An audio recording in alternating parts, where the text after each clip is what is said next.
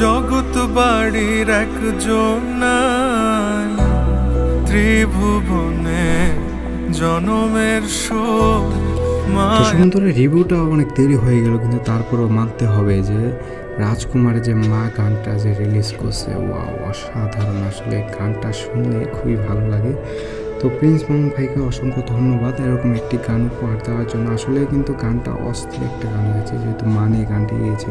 গানটা শোনার পর আসলে মনটা কিন্তু ভরে গেছে।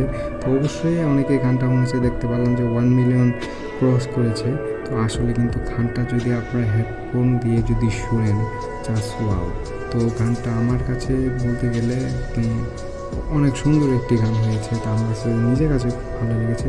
জানি না আপনাদের কাছে কেমন লেগেছে, কমেন্ট বক্সে জানতে চাই। আসলে যারা শাকিব খানের ভক্ত আছেন এবং যারা মা নিয়ে গানগুলো খুব ভালো পছন্দ করেন, অবশ্যই আমি মনে করি যে গানটা অনেক সুন্দর একটি গান হয়েছে।